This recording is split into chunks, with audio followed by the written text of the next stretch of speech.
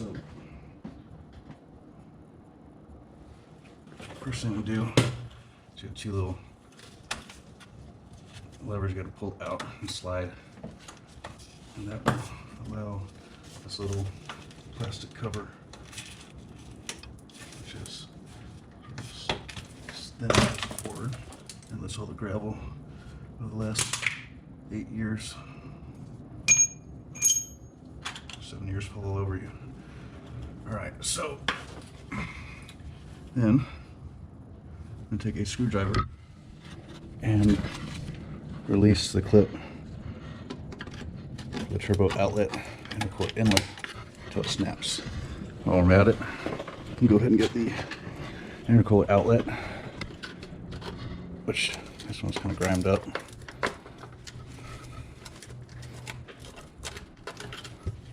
Don't want to get my hands dirty.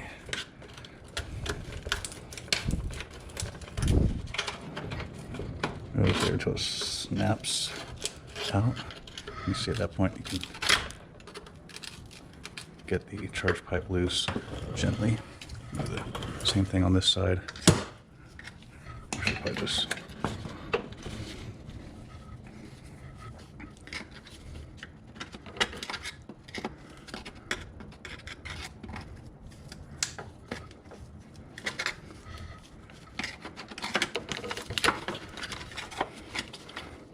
might require the use of both my hands.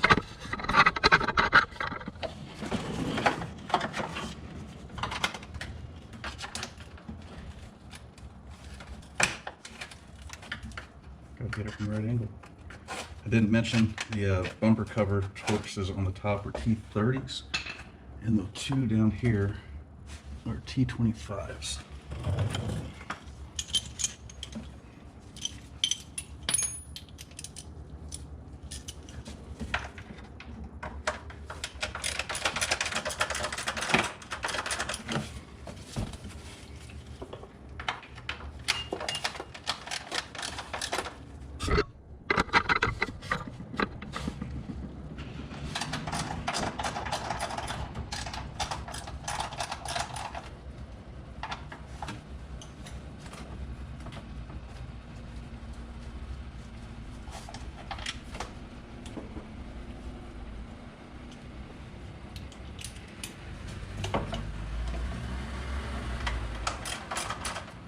So I got the Torx bolt from the other side out, taking this one. And if I haven't forgotten anything, I should be able to slide this thing out after working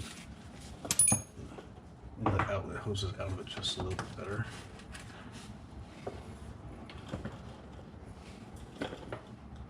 What if that didn't?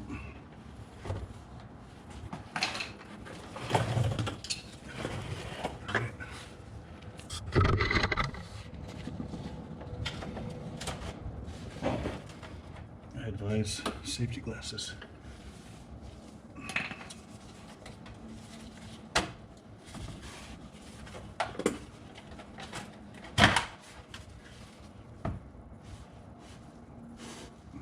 Oh, there's little retainer clips on this side too.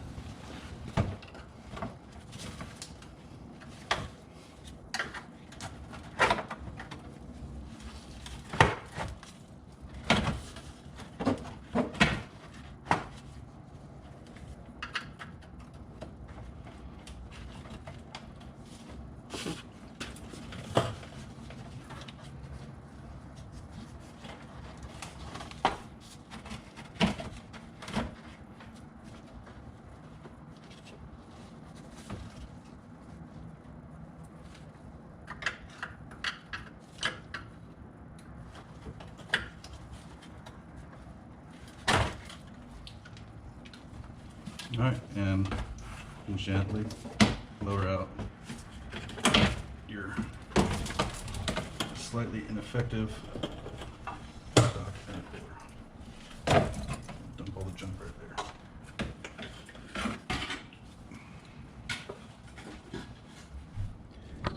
So every single thing you're going to take apart while doing your intercooler, unless it's a brand new car, will drop gravel and grime and everything else on you. But removing this plastic piece, basically I ended up having to do a little pry right behind here, and then start wiggling and jiggling a little bit, and then here comes all the funk.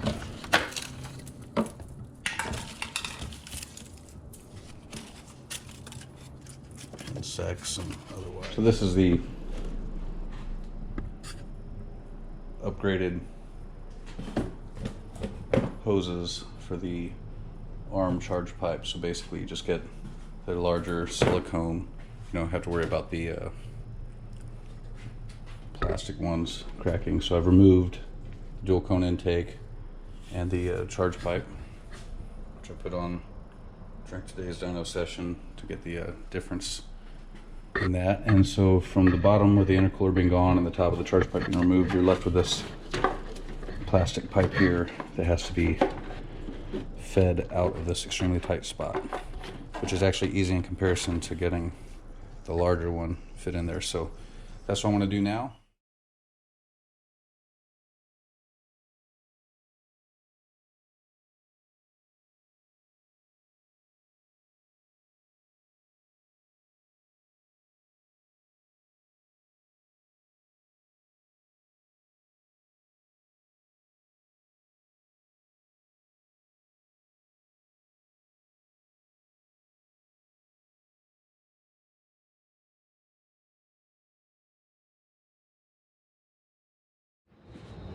All right, so got the intercooler outlet pipe we're going to put in place. Basically I want to clean up anywhere it touched anything under the engine that has grime on it, and then go ahead and rehook up the charge pipe and T-map sensor, vacuum line, put the intake cone, the dual cone intake back on. All right, so here we have the upgraded intercooler outlet hose hooked back up to the ARM charge pipe with the tail blow off valve, and got the filters back in. So as a final thing, to get the upgraded hose from the turbo outlet pipe to the intercooler inlet, we're going to snip the stock band off. So what we're dealing with, and this is, well, I say it's as simple as snipping it off. Realistically, it's hard to fit any wire cutters up in there, so what I'll probably do is pry underneath it. Let's see. Let's see if it's not going to work. So get after it with a flathead screwdriver. Try and get it off without damaging the stock rubber hose, so it can be reused if we ever need to put the stock components back on. But basically, if you can see, there's a little seam where they press together a little joint, and I'll focus on that area and try and get one end of it to pop up and then pry the other one out. So, all right, if you can see this, basically the mission was successful. I did not tear up the plastic, or sorry, rubber, and basically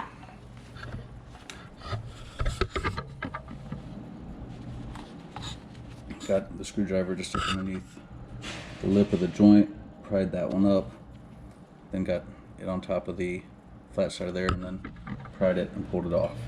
So from this point forward, it's a fairly basic setup with, of course I'll clean this out before putting it in, but what we're looking at now is just attaching this hose to there, finding a right angle to have your socket go on, and then This, of course, is the side that will attach to the inlet.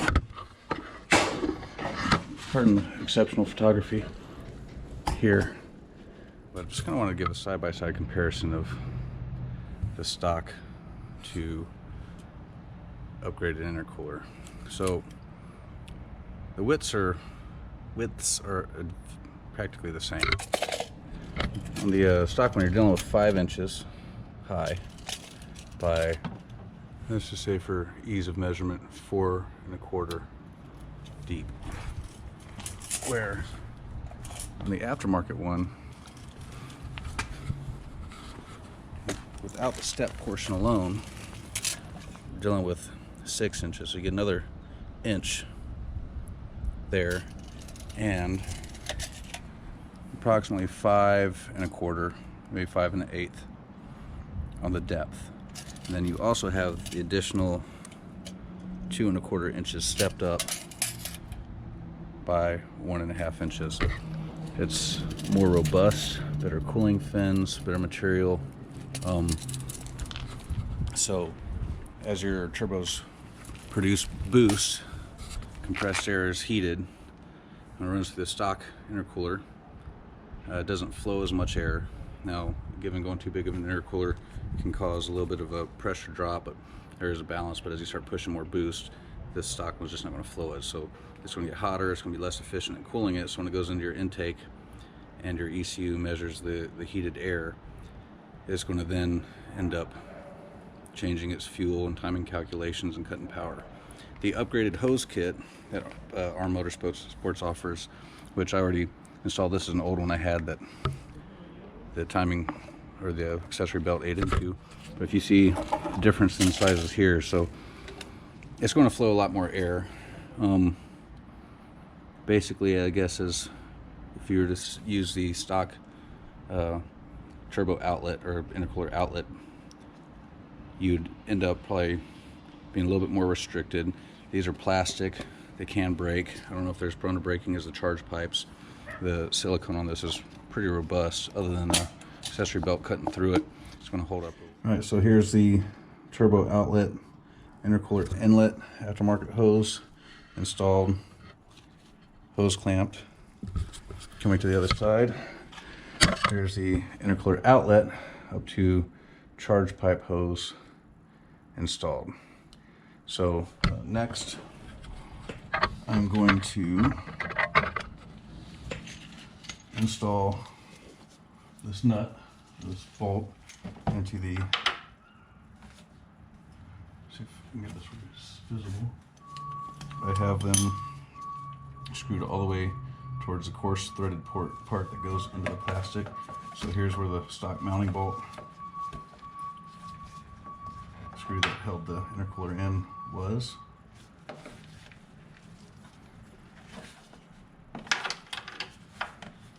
We get it started and then ratchet it in.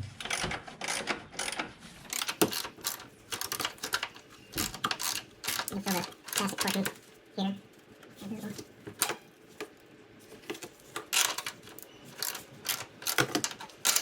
Next one I actually tried to put oil on it before I change anything. This one's feeling really tight. Almost there, a couple more turns. And that's snug.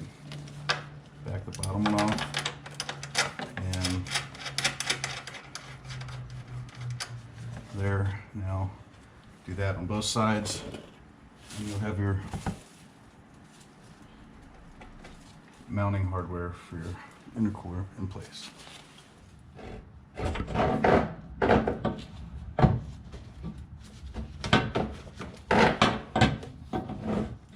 Okay, this hose is on.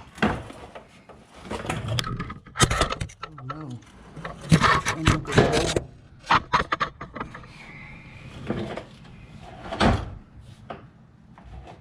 Alright, I did remove the cooling fan to give me one less obstacle to work around.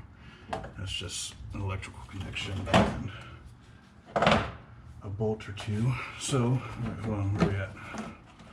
All right, I got the hoses on, and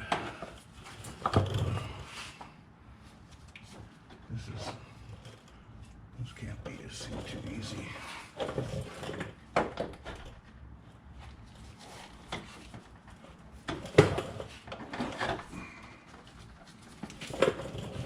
Well, I'm not going to count my blessings yet. But I am going to throw a bolt on or two to make sure it doesn't fall on my face. Washer bolt, washer bolt.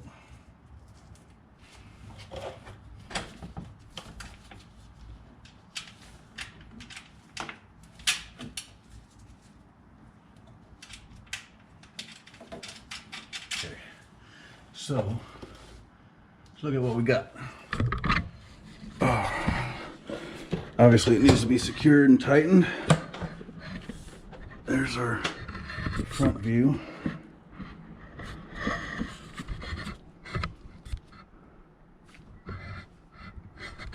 Coming in underneath, we have the intercooler outlet hose attached.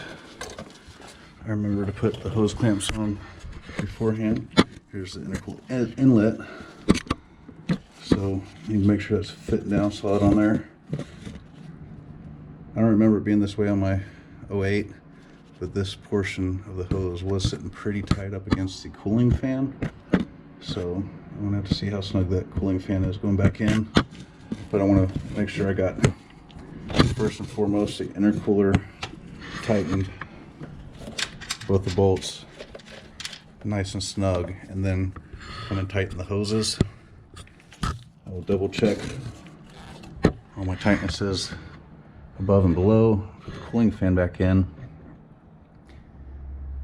and the front bumper cover, and I think this baby will be ready to crank. And hopefully no boost leaks